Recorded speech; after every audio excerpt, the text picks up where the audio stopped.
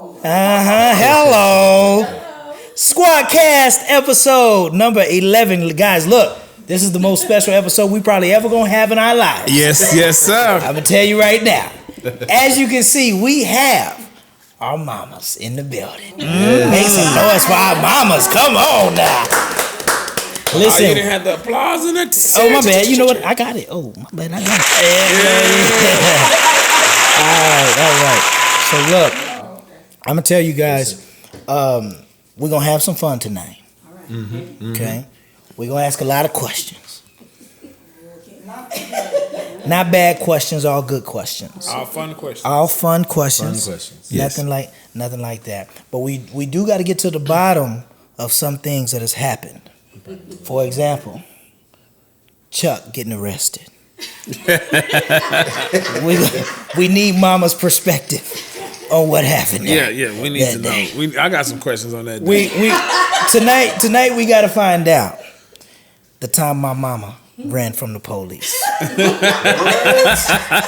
me in the car. Wow. We're going to get some clarity tonight, y'all. We're going to find out when Mama Carrie, we got to find out if Steve took some of the blame when Mama Carrie would go out of town and we would drink her alcohol. We're gonna get some clarity tonight. If Steve ever we're gonna get some clarity tonight. We're gonna get some clarity, yeah. We're gonna get some clarity tonight. Real quick before we start off, let's see real quick. Let's start it off with a song. Don't look at the name, Mama. Okay. You cheating already. I'm going to play the first note of this song. I'm going to play the first note of this song. And I personally don't think none of y'all going to know what it is. Oh, what? Okay, so here we go.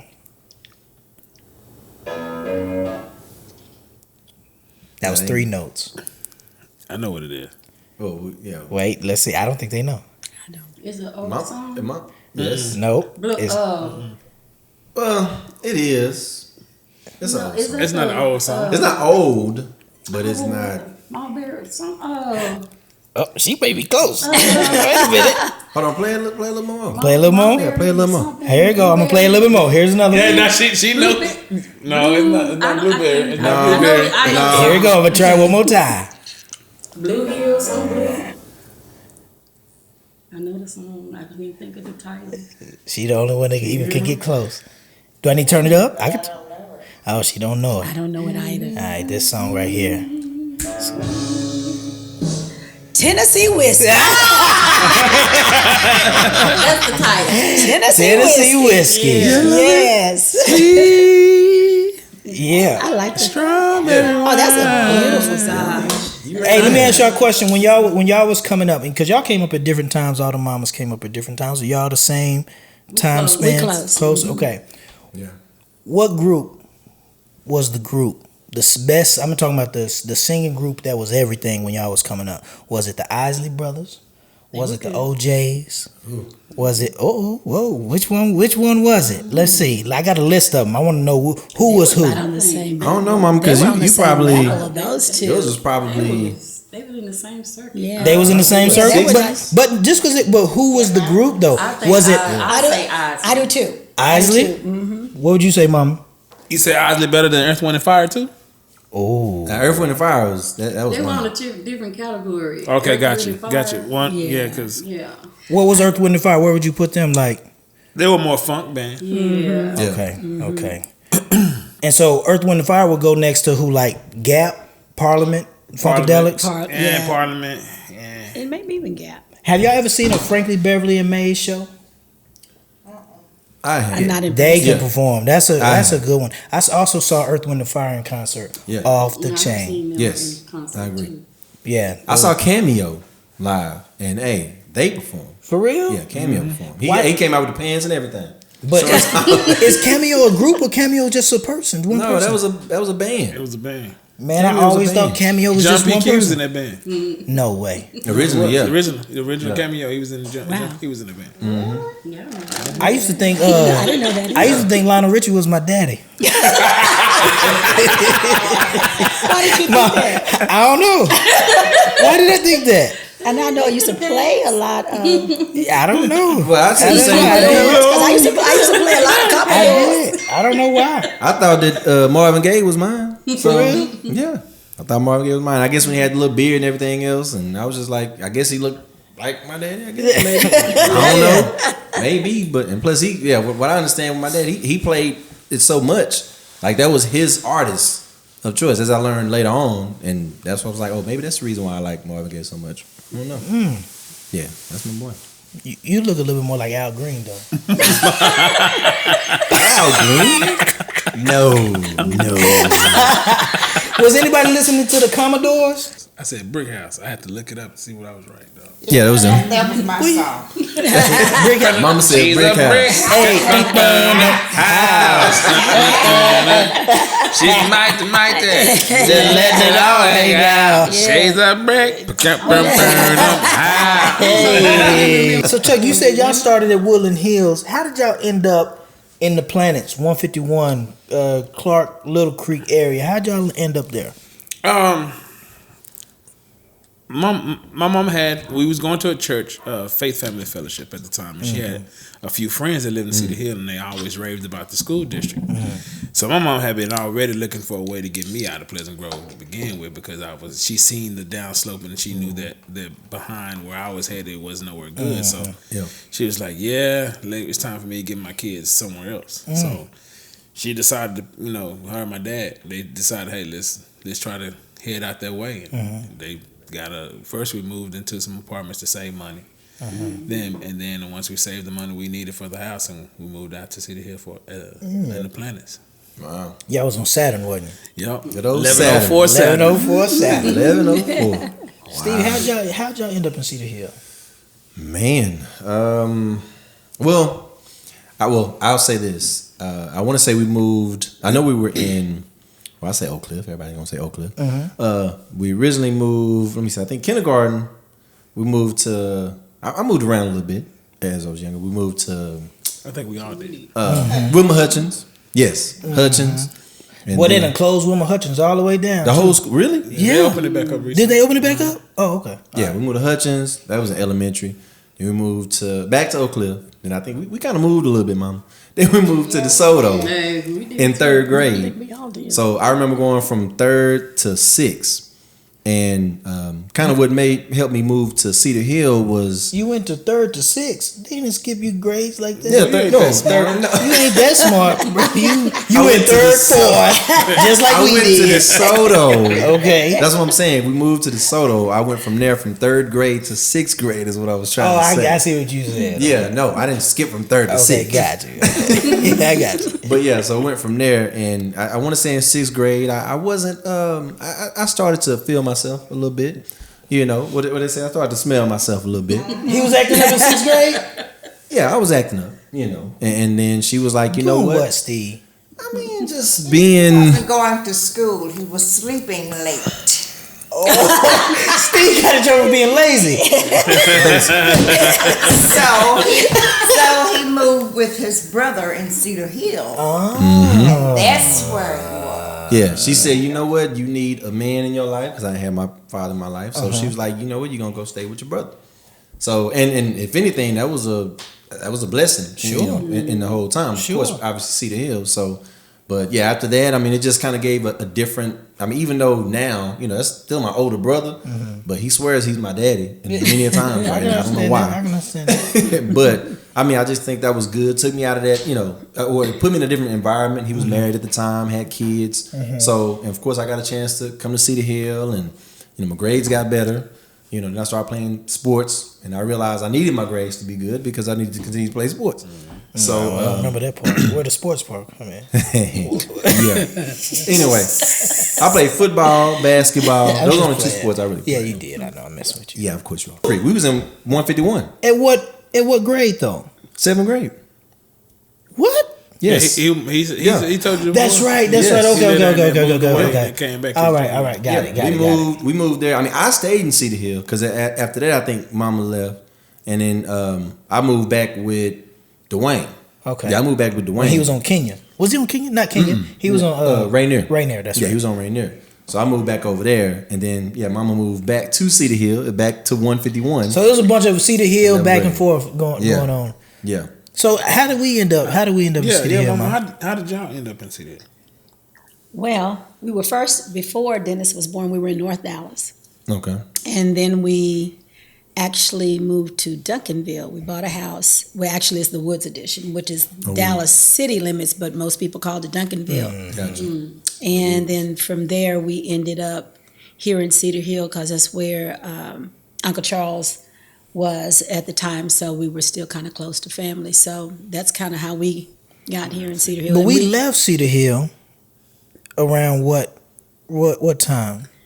We left Because for some reason in my mind, I see Cedar Hill at 6th grade is when I see my Cedar Hill. But I was here before because we lived on Suburban. We lived on every street in the planets.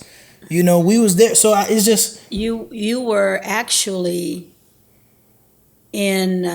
Let's see, you were in elementary school. I know that because even Chantel, we went to Arlington. We went to Arlington. Correct. Arlington, and I think we were there probably about 2.5, maybe 3 years. That was it? We weren't there very Dang, well. Wait a minute, like that was just at that forever. one house. We were just at that one house for that long time. I mean, for that length of time, but we were somewhere else. So I'm going to say maybe 4 to 5 years. But one thing that Dennis always said when we were in Arlington, when I grow up, I'm going to move back to Cedar Hill so I can be with all my friends. And so... True story. That's what And as soon as we had an opportunity, because something happened at the school where Chantel was in.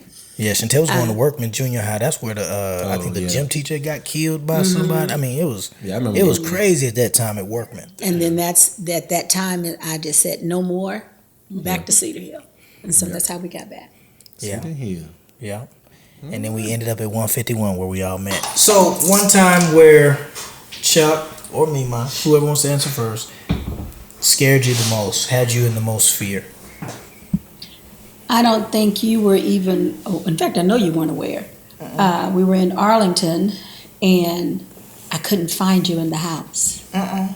And I knew that you were supposed to be in the house.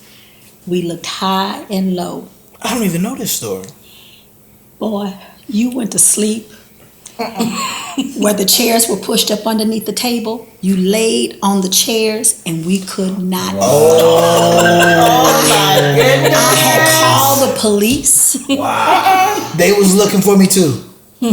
Oh, Snap. that's crazy.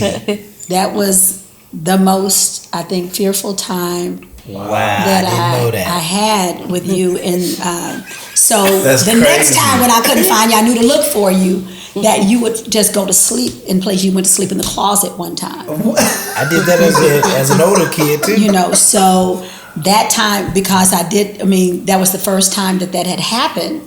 And so, of course, I didn't know you weren't across the street. You weren't with your friends. And so all I knew was I could not find my child. I know that's right. Wow. And I know that was probably intense. If Yeah, you called the police and looking like that, and You in a place. No one would have guessed to look. nobody Let's- would look Let's there. pull out the chair and see if he's Nobody would look How there. did y'all discover him?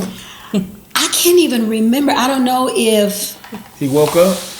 I can't remember if Chantel found him or if he woke up, because I didn't find him. God. And then I remember saying, "Where were you?"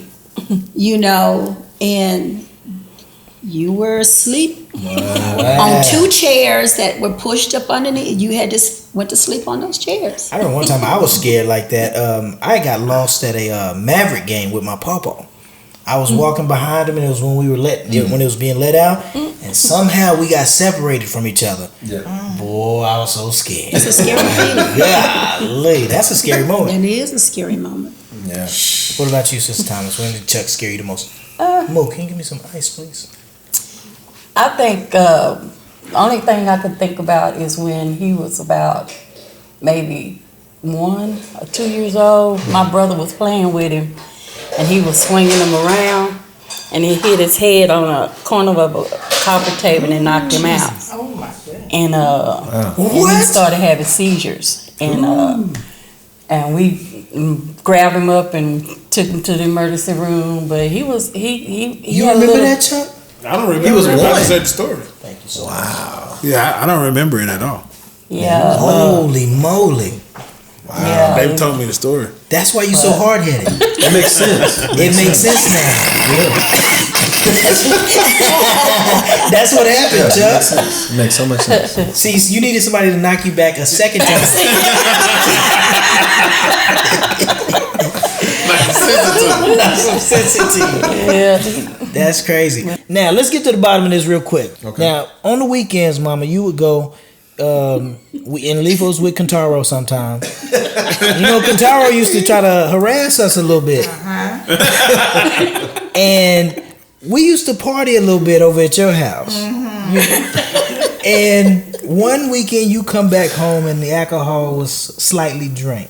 Do you remember this? No, I don't remember. She remembers something though. I don't remember that. Mama. Tell it. Come on. Let's let the truth come out. No, I remember it was a few times where when she would come back home, let's just say that. She would come back home and she would kind of notice, even though she don't want to admit it right now, but she would kind of notice that some of the alcohol may have been Tampered with. What What we want to know is did Steve tell on us? But she don't remember. But I want to know if Steve told on I'm us, sure Steve or told did on Steve say that we all did it, or was he just saying that no, they did it? I never knew. I remember Never knew. you never knew. If I did, I blocked it. I can understand. We'll say it like that. That's good though. No, for If I real. did, I blocked it. Wow, that's good. We'll go with that. Steve had us thinking that we was kind of in trouble. Yeah. No, I didn't. Yes, you did. That was for the next time we tried to do it. Remember last time? My mama, yeah. No, I think what it was just that guilt that would kind of hit me where I'm just like, hey, I ain't trying to be the only one that's getting in trouble up in here. You know, it's not just me.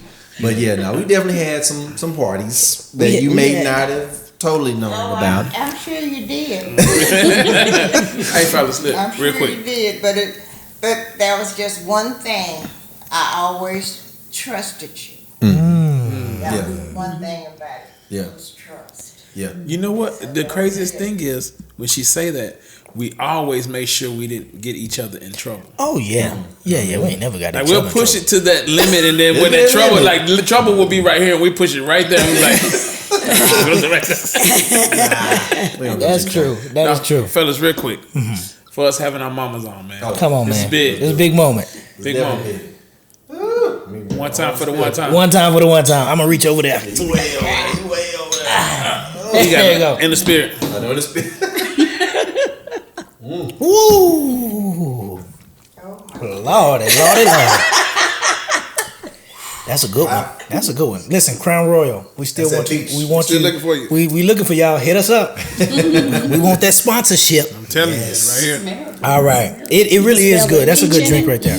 Yeah. Y'all want to do a shot? No, No, they still I trying wouldn't even do my mama like that. Yeah, I don't I want wouldn't even do it like Let that. me taste. There you go. Come on, Steve. Don't give a lot. Come on, Steve. Come on. That's what I'm talking about. Just a spoonful. That's enough. Okay. This is a little I strong. just want to taste. She just want to taste it. What you think? What you think? Okay.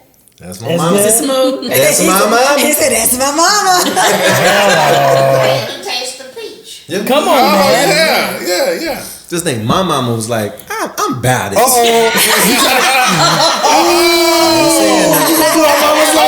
Hey, I'm protecting my mama. That's right. I said she mama's didn't like do it. that. She didn't say it. I said it. I'm just, All right, you know, all right. That's I love good. it. I got a Love question. you back. What are some similarities between you and your child? I'm asking the mamas that. Similarities that you have with Chuck, similarities you have with me, similarities you have with Steve. We'll start. We can start with whoever want to start. My similarities I noticed in him, he's sensitive. Like I Sensitive. He made something. Man sensitive. We'll go. Chuck, you sensitive, dog. That's funny. No, it's funny. No, it's good. It's good stuff. Good stuff. He has a good heart. No, he does. Yes, for sure. Yeah. Love people. He love to be like his mama. Yeah. Yeah. So, yeah. You know, everywhere we go, people love Chuck. I've always said Yes, that. I People agree. just love Chuck. Everywhere we go, no matter where we go. Yeah. They do. It's about like Stephen. He's sensitive and courteous, and because Hey, I've don't say had I'm people sensitive. come up to me and tell me how courteous he is and all that kind of stuff. So I mean, you know, and he's a caring person. He loves people, and Oh, yeah. he will do for you. And that, David can you get know, shit on his that's back. it. I would if I had another one. Yeah. But you know what? He took somebody else's side in a fight one time between me and this Oh other guy. my goodness. He did. So I don't know how That's why giving Cory he is. used to take his shirts. What is in the church though? I mean, yeah, we still talk about that. Mama, how did you feel that Cory just walk in the house like that all the time? You know what? Stephen and I was talking about that. And I told Stephen, I said, Cory used to walk in the house just like he owned it. Yes. He did. I said, he'd Everywhere. come in there. I said, he'd go in there and he would cook. Yes. Seriously. Seriously. Just like he owned it. The only thing he didn't do at the house was sleep and pay rent. Oh my goodness. He was like that. He was like that. So That comfortable. was my boy. That was him. Moved up. See, show. AT&T bottom. Chuck, you remember that time that you came over to the house with that guana? I remember that iguana. do. Yes. That's why he did it. How did that iguana die? He had shock because I took him to a football game. He wasn't supposed to be out like that. He wasn't supposed to be. He was a baby. He wasn't supposed to be out like that. And I didn't know. You got showing Yeah, that. he shocked. Man, I came home from school one day and he was just laying in the bottom of the cage. I was like, man, he sleep. I hit the bottom of the cage. He did. Oh man. How'd you get rid of him is the question. I gave him a burial for real. I buried him. What you do? Oh, you buried him in the I buried backyard? Uh-huh. With that dog y'all had. He probably ate him. He probably ate him. With that fruity dog. They had a gay dog, y'all. What was that? The You child. remember the child Uncle Joe brought over there? Oh Lord, yeah. But no, you remember our child though. Teddy. Teddy, boy. Hey, you know what? I used to get mad at them because every time that door would open, especially Cory, anybody else, they just leave the door wide open. Next thing you know, Teddy's like, okay. He was gone. Teddy would go all the way down the street. All the way down Little Creek. And wouldn't come in the house until he wanted Yeah, to. when he was Nah, ready. that's for real. When have y'all been the most proud of us? When have y'all been the most proud of us? It was preaching. It got to be some preaching in there, man. Yes. Yeah. I've got a lot of, I have a few proud moments actually from you. And yes, preaching was one of those moments, but I will also say the way that you parent your children, the fatherhood, the way that you father your children. That makes me very proud, especially, Given the situation of for you sure. not even having a father around to mold or to how to pattern yourself. But I think what happens a lot of time is we see what we don't have and what we missed out on, and we don't want to be that. And so you have actually become the opposite of what you had. That's good. And so I'm very, very proud of you in your fatherhood role. That you Thank you. I appreciate that. That's the same with Stephen. Yeah. Yeah, because he loves his kids. Oh, yeah. We got a phone call from Steve's Riley. daughter, Riley on the yeah. podcast. It was so sweet listening to you talk to your daughter. And I think that was the first time I'd heard Steve like in daddy mode like that. So it just kind of, it's definitely a good moment. That's cool. What Yeah. about old Chuck? His work ethics, the way he handles his team, and I'm proud of how he's mentoring his team and showing them manlyhood and taking on those young men. Because that, to me, I know that's his calling. I know that's what he's supposed to be doing, and he's finally in his element. And I am proud that he's in a job he loves. Because I've always told him, well, you're a salesman. I used to tell him and Cory that I've been telling him that, and he didn't believe that he was at first for a long time, but he just knew it so natural. Yeah. It's like, and that's the best salespeople you know. You don't even know you're being sold to, right? And for real, you don't know. I buy shoes from time to time, and he just be, hey, let me check these out real quick. These look good on you. And I end up buying them. But that's how it works, though. Yeah, and him being a father, the way he handled his children, I'm just proud of the man he is. And I say that to him all the time. Yeah, I tell him that all the time. How proud I am of him. Don't cry, baby. I forgot he's sensitive. I forgot. Sensitive, y'all. Man sensitive. That's hilarious. So growing up in y'all's household, like, Chuck, what was your perspective of your mama? Were you scared of your mom? Not scared of her, but I was scared of what she would do if I didn't do what she asked me to. So you scared of her? That's to me. Being scared of her is like when she walking around and she raise her hand, I ain't gonna jump. Yeah, I ain't gonna flinch. But like if I know I didn't do something right, I'm like, God damn, what she gonna do? Yeah. But What about you, Steve? How was it growing up with your mom? I mean, we talked about being a disciplinarian, but even to this day, it's when she, because I was never scared of my mom. I never felt like I was scared of my mom. I always had that, I don't know, we were kind of playful a little bit, but it was just, she was the mama. I knew exactly that she had my best interest. Okay. I know, of course, we went from this place to that place, so it was just that love for my mama with that. But I never had no fear for her. But I did know that when she meant what she meant, then she meant that. Look. Yeah, even now, she'll sit back and, my mama's what? 5'3", 5'4", I am 6'4". But my mama tell me to do something, I'm like, yes ma'am. Yes ma'am. But that's just more there, that respect. I built that respect. So I am with my mama. I don't know. My mom would probably say when I was younger, you would say I was a mama's boy. And then we hit a rough patch when I was around probably 16, 17. I had a real rough patch with my mom. And then now we like super close. Talk every day, probably 2 or 3 times a day. That's crazy how that works. Wow. Because life will take you through some ups and the downs, but I think that's what makes us who we are when you go through those moments and you can reflect. See, one of the things that really blessed me is I look back and I can honestly say I know my mom was doing the best she could. Yeah. I can say that without a shadow of a doubt. My mom, let's say she lost her job while, during the day, she would come home with a new job. Yeah. That's You know what I mean? Seriously. Yeah. I mean, so we had our ups and downs, struggling financially and stuff like that. And I know my mom was just trying to figure it out. It's funny you said that because I said the same thing. I didn't realize even when we were younger. Like, I would think, okay, I'm going to tell this story. I remember this story. And I want to say I told mom this story too. But I would always come home. It was a kid in our apartments had this football, a little small little miniature football. And we'll play the football all the time, playing the football. And I wanted that little football. So I come to mom and say, Mom, I want the little football. She's like, okay, I got it, whatever. You'll get it eventually, basically.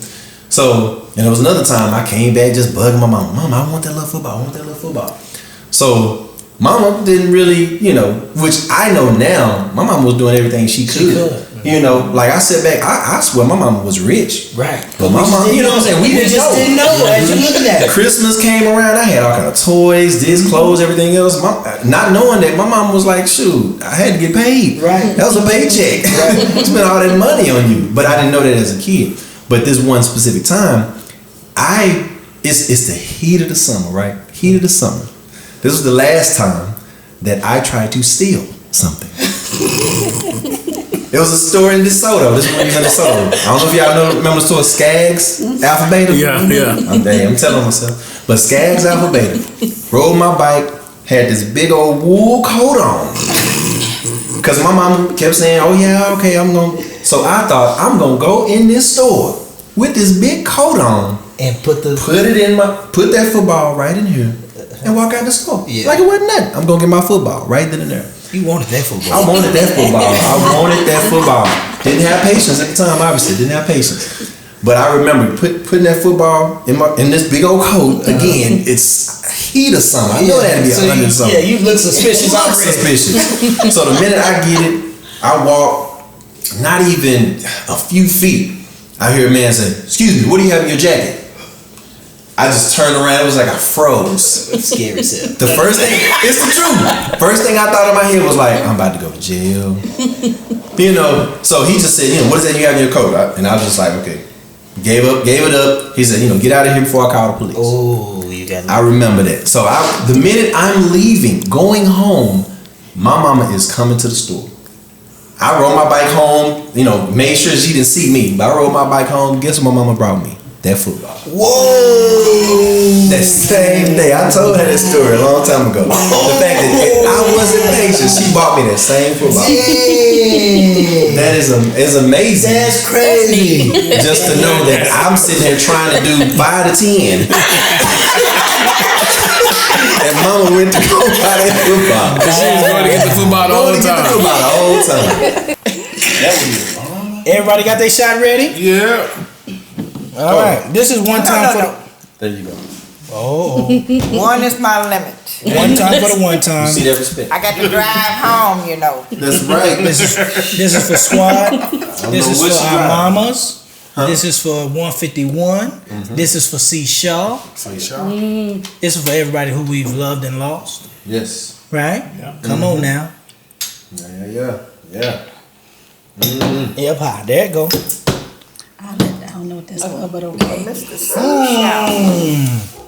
Ooh. It's kind of sweet. That's a good one, ain't it? Come on, see? Oh, Crown, hit us up. Hey, she said, hit us up. That's what I'm talking that would about. go good in peach cobbler. That would go so good in the peach cobbler. Y'all, we just had some peach cobbler. I'm in trouble. Well, I'm doing And even a peach slush. Come on now. We got our mamas drinking. Y'all, this is an epic moment. SCWAD Cast, episode 11. It don't get no more special than this. We got our mamas in the building. Yeah. And they having shots with us. Yeah. Did y'all ever think that one day you'll be having shots with your boys? No. Yeah. And I'm going to tell you what my mama thought she was going to be. Okay. She thought she was going to be that church mother while her son was pastor in the church. I can still see that happening, though. What happened? He's still What happened? running. She said, what happened? He's still running. Oh, he's still running. Oh. I agree. Okay, he's still running away, huh? Ain't that Chuck, when you gonna get your life together? Me? Yes, you is. When you get your life together? You had to say church mother after we done took a shot. I know, right? I know. Put your mic back on the roof. Yeah, he's talking about. No, I didn't say you were the church mother, mama, because I'm definitely not the pastor. But You think that's the vision she had for you? She had for me growing up, because she saw the calling in my life. So you think I'm the one who didn't see it? Who don't see that? so you don't see that now at all? No, I don't see the pastoral calling. No. I can change my perspective of it because now I can see how God taking it into another avenue. I can see like that growth. So yeah, I like that growth. But aren't you an ordained minister? Mm-hmm. Yeah, he married us. I know. But I mean, she was talking about the pastor stuff, Gotcha. so I was trying to distinguish between the two. but I'm learning. Making sure that, you are. That is legal. It makes sense. That it took. Yeah. Call wife and be talking about, hey, we got to do it over again. But I learned ministry We're not is really married. out there. So we the church and we have That's to go right. out of the walls and he's doing that. So It takes a lot for a lot of people who are traditional to really understand that ministry is outside of the church. Yeah. Like for real, you got people who are supposed to be in that church doing what they do. Yeah. But at the same time, you got people who are actually their influence has to go outside of the church. Yeah. You can't if everybody's just talking to church folks, then where's the Where's the real ministry at? Right. Yeah. Right. Just because somebody joins your church from another church, that's not church Recycling growth. members. No. Right. That's just church transfer. There you go. Recycling You know what I'm members. saying? So the only time church grows is when people like myself, Steve, Chuck, when we outside of the church walls doing what we do, Yeah. being examples, you know, for people to say, you know what, I like the way I like they swag, I like how they move, Yeah. they do stuff. And then when they talk to us, we say, man, we pray every day. Yeah. When they hear that type of stuff, you know what I'm saying? Look, we believe Yeah. this. Yeah. This is how we got to this point. Yeah. You know, when I was at my lowest, I did this. You know what I'm saying? But it takes you being visible externally, outside of the church walls. And I believe because of the path that you took, and even you took, that it took that to get you where you are right now. You had to go through those experiences of church Yeah. to know what you know right now. What is this the experience that This is the experience you was envisioning. Would you envision this experience right here? RJ the Love Coach. So is this the experience of church that you would have said would have been the way? Wow, you got a picture with Yeah, that's what I'm tripping on. The Your mama picture. have it? No, actually, I had it. Okay. I had it. Well, I'm saying that even the experience that you had Who is this? on that With RJ the Love Coach. with him Oh, yeah. helped Yeah, you to okay. know the difference. Absolutely. It helped you to know the difference. In the beginning, I do believe that that could have been an awesome ministry. Facts. You know, it could have been.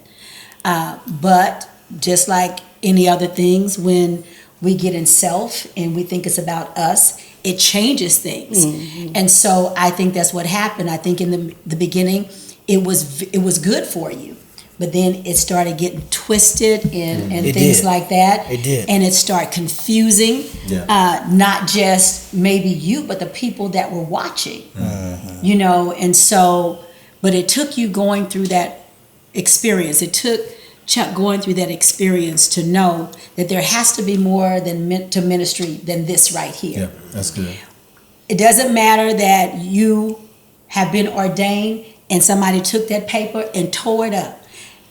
Man did not ordain you. That's a fact. That's good. God ordained you. That's right. That's good. And so it doesn't matter about the piece of paper. It never mattered to me, really, for real. I thought it was strange that he would take everybody's licenses back. I did think that moment was strange. That was called control. That was just what I said. Yeah, that was that was his called point of control. Trying to take control. man. And that's to mess up here. Yeah. Again, because of the age and the immaturity and the not knowing, because that was what you knew as church. Yeah. It was really about control. Yeah, I can see it now. Yeah. Looking back on it, I see pretty much everything that he did was actually a lot about control and manipulation and trying to get us to see things a certain way so that he could be free to do some of the things that he was doing. Yeah. You know, but I will agree with y'all that experience was necessary for us to get to where we are right now. It defined us. Yeah. You know, some for the good, like Chuck told a few. Was it last episode? Two episodes. Two episodes where it really affected him. So some for the good, some for the bad. I think that for me, looking at RJ the Love Coach during that time, I was able to kind of I don't want to say measure myself, but I kind of want to say measure myself. You know what I'm saying? Measure myself against somebody. You know, my grandfather, who was the man in my life at that time, he was a lot older. So Rodney Berry was younger and who we would have deemed to be successful.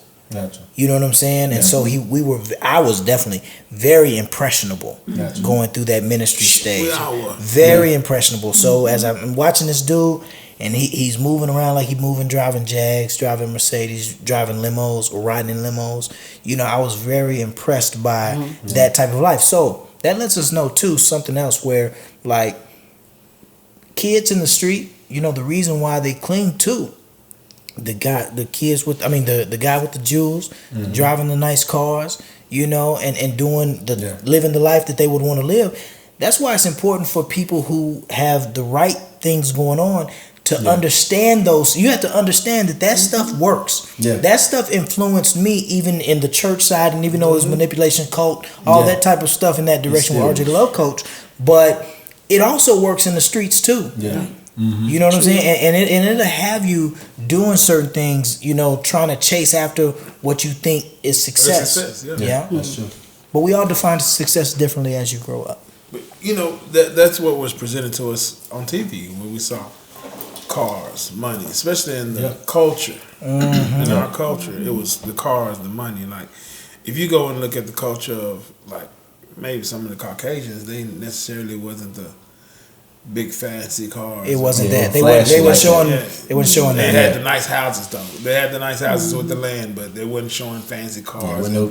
Black people, when we showed success, it was we had the Armani suits, or we had the latest Mercedes, and you know, at one point Navigator was like, you know, Oh yeah, that was a big one. stuff. So What was speaking of TV shows? What was the TV show when y'all was growing up? What was y'all watching?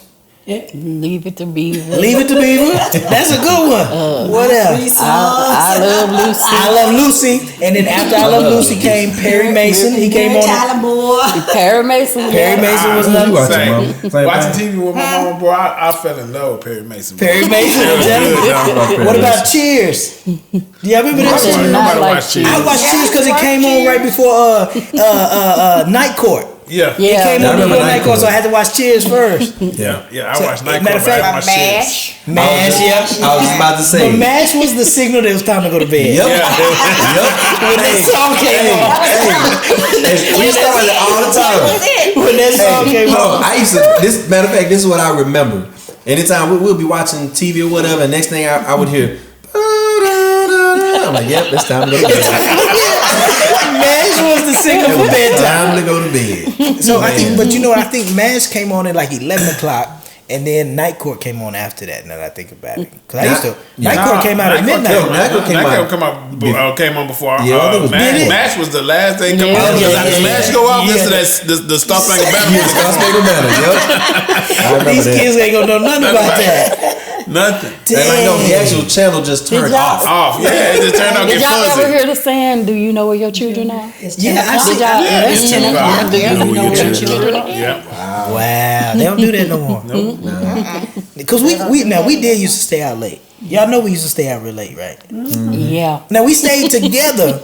We were somewhere in 151 or in one of our houses at 151, like around there. We were for sure, but we stayed out late. My mama used to say, she's like, well, if you're not here by the time I like the top lock, then sleep wherever you are. Come on when the door, when you come out when the door open up back again. But sleep wherever you are. It took me a minute to get to that place for him. When he started hanging with y'all, it was like I was letting go. That was my time. I was starting to let go of him because I had a leash around him, all of them. And when he met y'all, that was starting to be my leash. Gotcha. Unleashing. That's the same thing for her, for sure. Same thing for her. When I met Squad, she was like, he good. I didn't say he was good. He sure wasn't, because I got some stories to tell. But I used to get on Cory because I used to think Cory was the one. Yeah. But Cory came back and told me, Chucky is the one beating us all in all this. Oh my God, you see how that just turned? You see how that just turned? I can see that. Cory told me he was the problem. He had y'all in all the stuff. It was definitely Cory. Because I was like, Cory, don't be having my child out there in all and everything. That ain't me. That's him out there just showing us to do the wrong thing. Like, Some of that's true. Only when it came to girls. Yeah, we got a lot of trouble over some girls. Yep. Anything else I didn't have nothing to do with. That's true. Nothing to do with. Yeah. I mean, but then when we think about it, well, at one point, who had the car? Who had the car? Cory had the car. Cory had the car. Cory had the car first? Yes, he had the Accord first. No, he had the Stanza. He had the Stanza first. Because that's a stanza. During the stanza, we got into the accident. Yeah, Yeah, he had the that's Stanza right. first. Yeah. But the one car I did love that he had though was that Accord. Lord, the accident. That Accord. Oh yeah, the accident. Yeah, because I was in 2 accidents. Yeah, because you had the messed up shoulder from one accident. That was the one we were all in, but I had the one when we almost caught on fire, and I took off running out of the car and left I Cory told in the car. him if he don't stop riding with Cory, Because we was driving, and Cory reached down to get his brush. I said, hey. And when he reached down, he raised back up, and hit the back of a van, tore his car up. He's like, well, we're gonna try to make it home. At this time, we're on. We was in Duncanville. We was in DeSoto. I mean, so we turned around. By the time we got back down where the police station used to be, the car was on fire. It was smoking inside the car. So when he pulled up at the light, I jumped out the car and said, "Cory, the car on fire!" As I'm jumping out running. He said, "Huh?" You left the car. Save yourself. You just jumped out the car and left Cory? Hey man, it was How far you go? I was probably about 10, 15 yards by the time he got out the car. Wow. Dang, that's cold blooded, boy. And then a work truck came up behind us, and he had his fire extinguisher and put the fire up under the car. Dang. Yeah. That was the first accident. Was it just you and Cory? It was just me and Cory in the car. I was coming from summer school. Wow. And then the second accident, I was in the car. Me, you, Rico, and Cory. Mm-hmm. Do you remember that? No. She probably did, because I probably never told her. You never told her? I probably didn't tell her. Wow. Yeah, Is that the one you heard to show? When I just that's the only reason I knew, because I had to take I came him home. to She a thought I was rest. joking.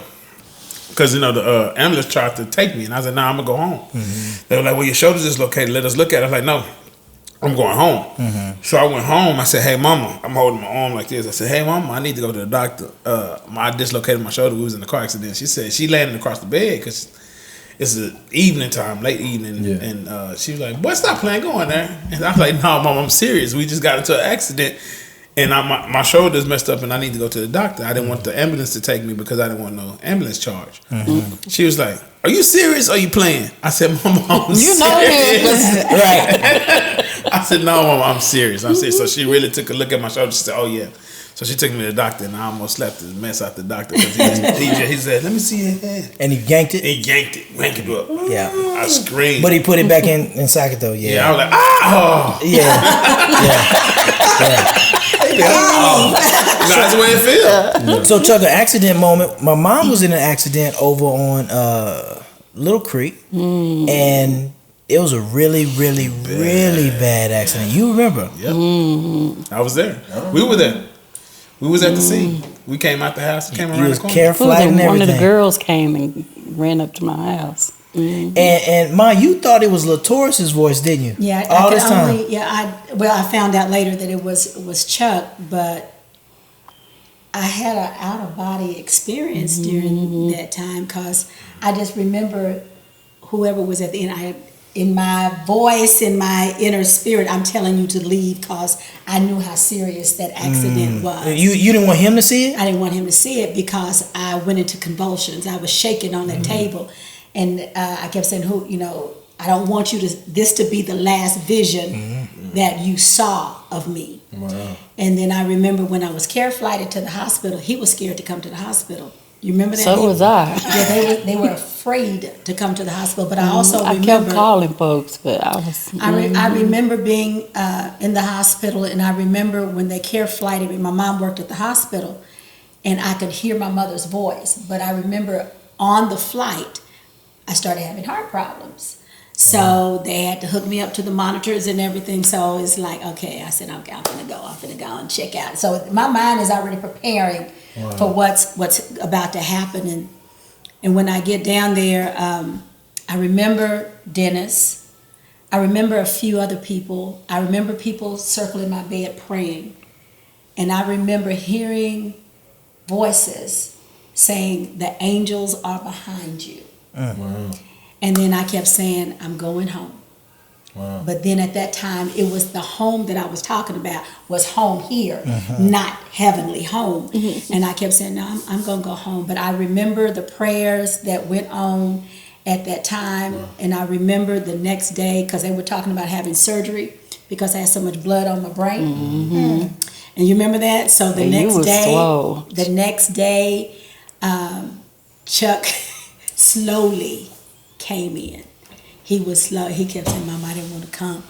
I said, I'm going home. By this time I was able to go home. But that was a you know what? You don't know something crazy? I do not remember that. And it's probably and it's probably good. It's probably good. Yeah, it is probably good. You wouldn't want to see. But that just shows you how trauma works, though. Yeah. How we block stuff out in our minds. Because you were there. Yeah, That's You crazy. were at the hospital.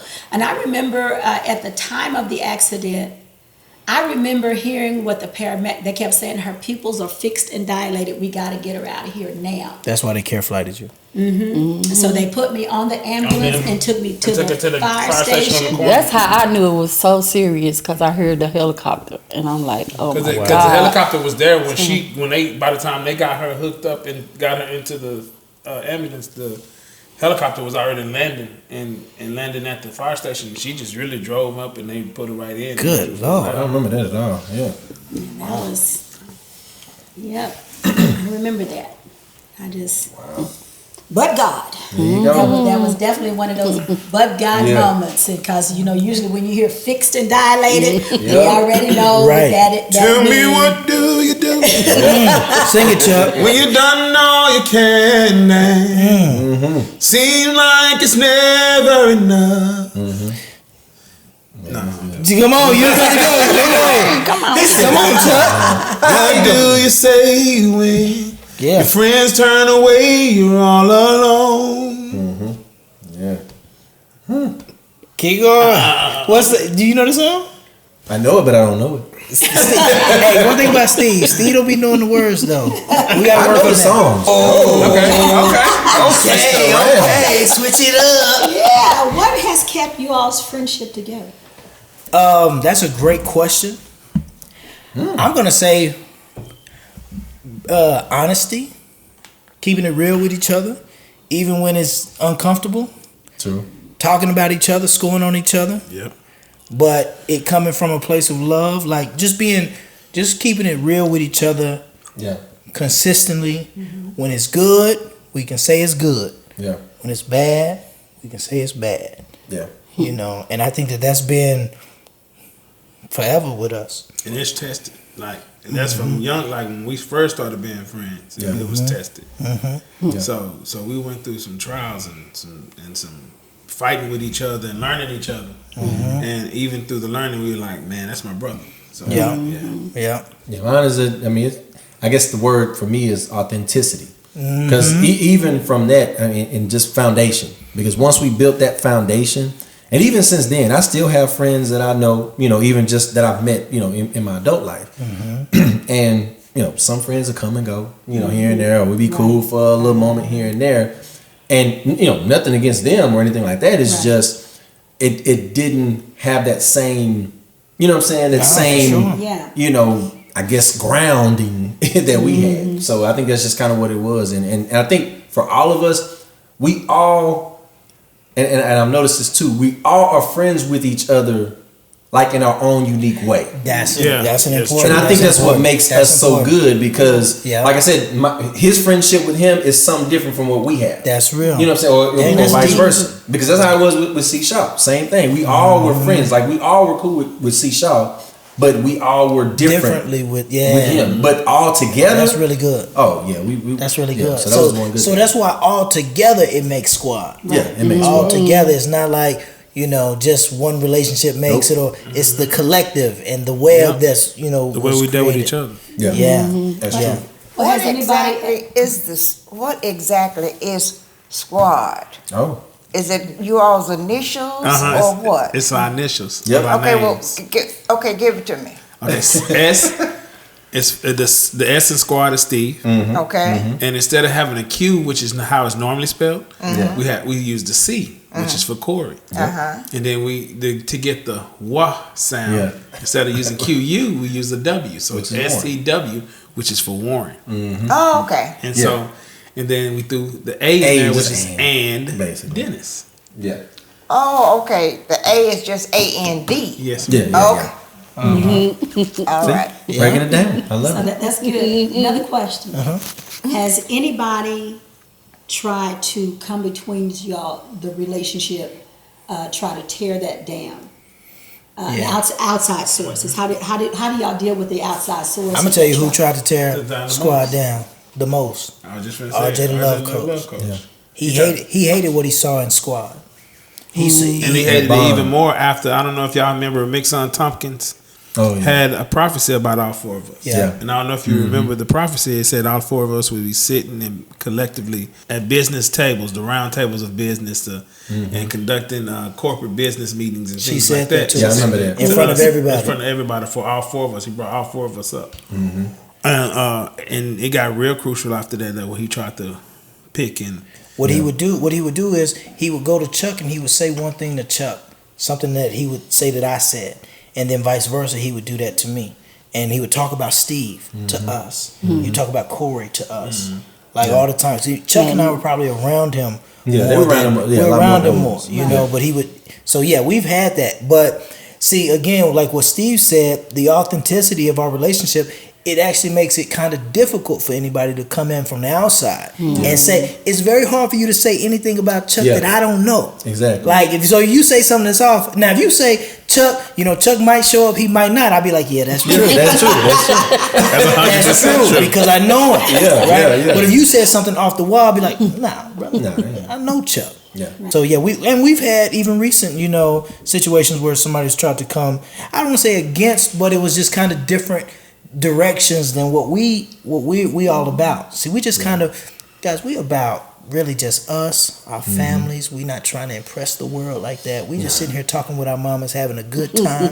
Like that's how we really are. Yeah. We not trying to put on and clout. There's a new word out there called clout chasing, y'all. Yeah. Clout chasing is really just you just trying to be seen by the world and using whatever means to get it right.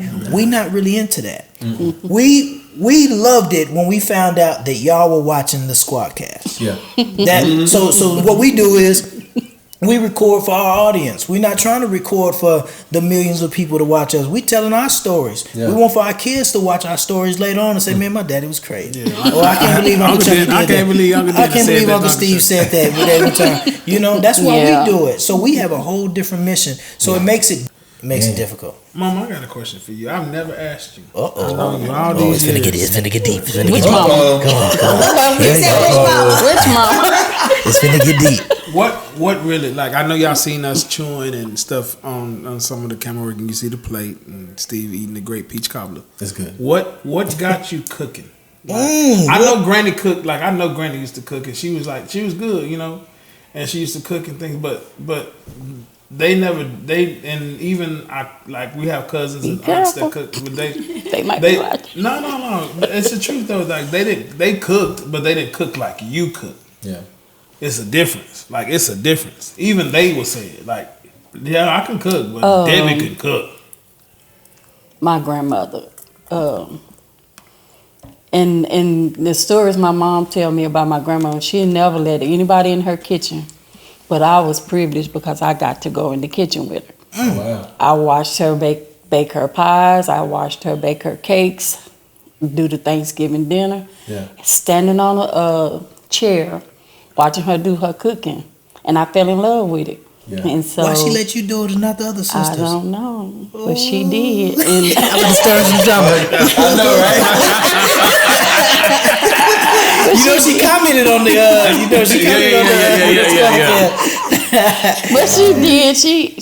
She did. She let me in. My mom did. She said, I'm so jealous because my mom would never let me in the kitchen with her.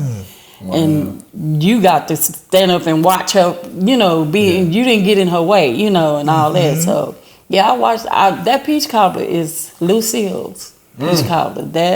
Anything I do is her taste. And it brings back the memories of her when I cook it and taste it. I taste my grandmother. It's like it brings that memory back. That's real good. And when I see people enjoy it, it brings joy to me. So that's good. That's good. I got a question, and this for everybody. What's something that you've always wanted to do, but didn't do it? Haven't done it yet. I always wanted to travel. Okay. And I somewhere really haven't specific? done that. Anywhere specific, Mama? No, I just wanted to, just travel, just go places, even overseas or whatever, just to travel around and see things that I've never seen before, And I never got that chance. Yeah. You got to get your passport. I never got that chance because even here in Texas, before all the tornadoes and the tsunami and whatever the other thing is called, I always wanted to go to Galveston. I have never been to Galveston. We gotta make that happen. Really? We gotta make that happen. That's right. We definitely gotta make that happen. You know, so it's just one of those things. You never been to Galveston, either, Mom? Nope. Yeah. I was just talking to Kiara about this probably about 4 hours ago. I said, Kiara, I said, I always wanted a moped. You always wanted to get a moped. No, Mom, me too. And I don't want a motorcycle. I just want a moped. I said, I think I'm gonna get a moped. Yeah, she probably is gonna go get a moped. If you get one, I'm gonna get one. I'm gonna get one. I'm serious. We want to get one? Yeah, we gonna get one. I'm serious because I just told my wife, I said, since you won't let me have a motorcycle, I want a moped. I want a scooter. That I want one. Well, you know what? I'm glad you said it because I've been asking for a motorcycle. And I get the same thing. Like, no, you're not gonna get a motorcycle. Get a moped. We can all get a moped. Moped. I ain't get no moped. Why not? Mopeds is for girls. No. I got a motorcycle already. Now, It'd be that- hard to go from a motorcycle to a moped. Yeah, but that's just something that I It sounds just fun. had That is this fun. conversation today. So I That's can good. see you. I can see you. I can see And that. the pink helmet. Yeah, I can see that. I can see that. wait a minute, I'm not gonna blame that, right? What about you? Something that you've always wanted to do but haven't done. I guess I've always said I wanted to go to Hawaii. Oh yeah, it's I've beautiful. always said that. It's beautiful. Yeah, I went for my haven't sister's wedding. It was beautiful. That wouldn't have been what I thought she would have said. What would you thought she said? Sing in front of millions and millions of people. No. She said shy to me. Mama was Right right when when she she used to shy. sing? Yeah, we know she can sing. Oh yeah, she can blow. Oh no, yeah. Who's the first person you told you was pregnant when with me? Who's the first person you told? Probably your daddy. Oh yeah, that's a good person to tell. Yeah. Let him know. Who did you tell? Because I was the first. Your daddy. What that Negro say? What he say? It ain't mine. That's probably what he said for real. I ain't He gonna lie to you. didn't. He didn't. He didn't say that. His mama said it. He didn't say it. Oh, mama. Wow. I don't know about you, mama. What about you, mama? I don't know who I told. I kept it a secret. Hey, I still ain't told nobody. But I do know that when I was pregnant with you, Yeah. boy, it was like the strangest thing. When that doctor said, you are pregnant, I got in my car. I got on the freeway. I didn't look for cars coming. I got on the freeway. I can believe it because her youngest child was 13, Yeah, bro. And she yeah. found out she pregnant. sure. Who are you, 34? 30? Oh, yeah, I was done. Yeah. Wow. She said, I just got in the car. Just went straight. Man. What advice would you guys give mothers raising boys? What advice would you give mothers raising boys? Try to allow their father, a man or someone that you trust as a man, to have some type of mentoring over them. Okay. That's important. Because they need that. Yeah. That's so important. When I got pregnant with him, I knew. I was like, this is. I mean, when I had him, because when back in them days they didn't tell us what we were having ahead of time. So when I had him, I'm like, man, I got a son. How I'm gonna raise a son? You know, I'm a woman. I don't know first thing about a boy. Yeah. You know how Boy to raise issues, him. yeah, boy problems. And I tried to get his father involved, but thank God, God sent that father. Yeah. Sure You did. know, Amen. and He sure did. Chucky was 2 months old, and when my husband came along, and so he took him on and raised him as he is, and Yeah. so yeah, Raised all of us. Really That's did. how we feel, at least. Yeah. You know. yeah, even with his funny sayings, I know. That's a funny saying. he had a funny way of raising y'all, but he did it. Man, I found out that's how all old guys are. They have funny sayings. Yeah, they saying. Man, let me tell you something. I said one of the security guards in my store. He's an older guy, and he was like, "Yeah, that boy didn't want none of me." He said he was too light to fight, too thin to win. I said, "All right then, Too light to fight, too light to fight, too thin to win." I'm like, "All right. I ain't never heard that before. That was good." So what about you? What advice would you give mothers raising boys? I agree totally with what Deb said, but I also will add to that to not have a real tight grip on them, because again, they are different than us as female, and we don't want them to become us females. So we have to somewhat allow them to explore themselves. But yes, definitely, again, I had my father. His dad was nowhere around. So I had my father, and then I will even add that we were very fortunate and blessed that I think Dennis was maybe 3 or 4 years old, that we had Daryl to come into the picture, and is still in the picture today, that even though Dennis was not looking for a father figure, Daryl never left the position. We sat, me and Daryl sat outside for how long, Moo? Yesterday. We sat out there 3 hours yesterday. Just yesterday. Just talking. So he's a permanent fixture in their lives. And like I said, it's just, I knew that I couldn't have a close collar on him, and that's one day, because Daddy was a firm believer. Don't make a sissy out there, boy. You know, Daddy didn't play that. That's real. You know, he didn't do that, and so he says you're going to have to allow him to make mistakes. That's good.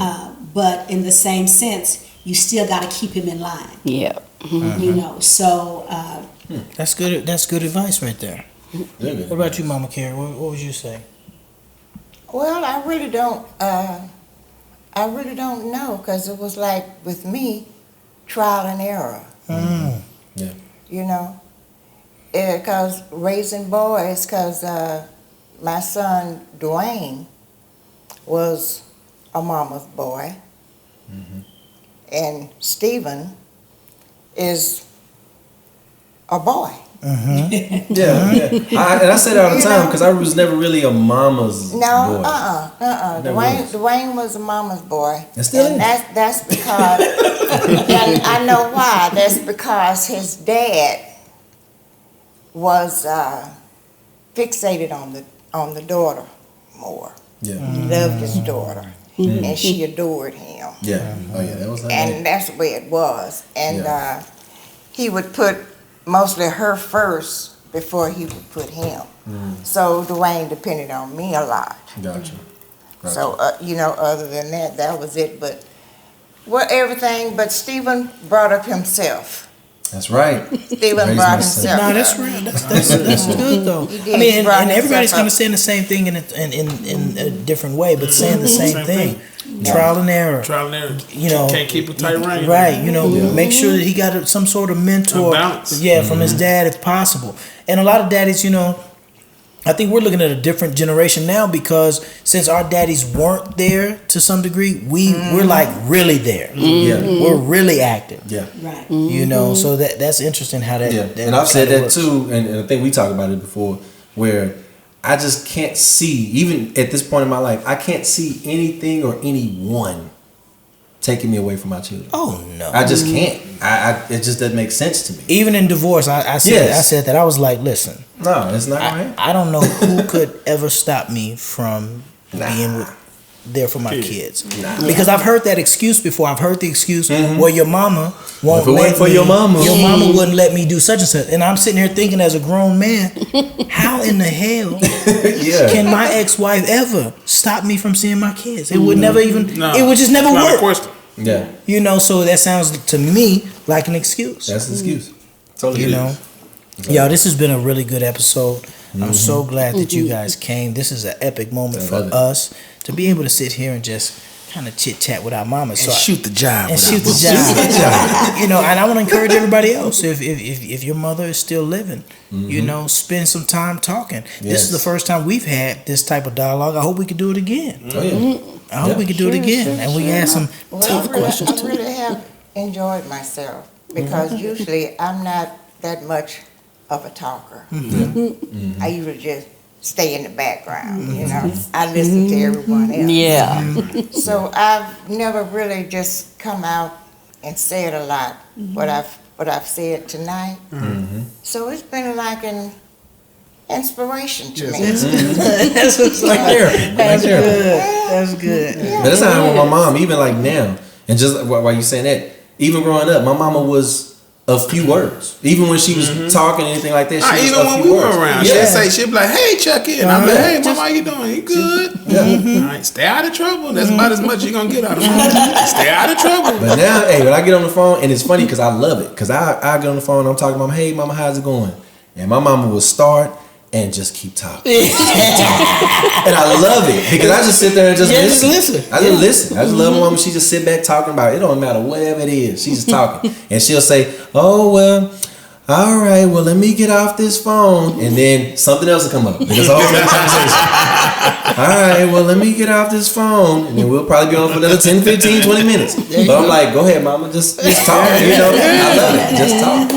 So I'll say this, you know, from me to y'all, y'all's existence and doing everything that y'all have done for us has been everything to us. For us to be able to be here and have the type of friendships that we have, you guys were our examples, and we love y'all. We appreciate y'all. Yes, we do. And there's nothing more special than our relationships with y'all. Don't nothing come above that. We call all y'all mama. It's mama. That's what you talking about. Which mama? We said that. He said She ain't lying. which mama? That's mama. Because they Which mama you talking about? Yeah, like which mama now? You looking at both of us here. So y'all got to give us a song. Steve, you said you had one. Steve, You said you had one. No, I just remember a song that my mama used to play all the All time. right, come on with it. And now, of course, you know, oh my goodness, how did it go? And she'll probably sing it with me. But I used to love this song. Okay. Tragedies are commonplace. All kinds of diseases. People are slipping away. You know what I'm saying? Economy's down. I think no place seems to be safe. But as for me, all I can say is thank you, Lord, for all you've done for me. Yes. Now she used to have that. What was the name of that? Thank you. Oh my goodness. Thank you. That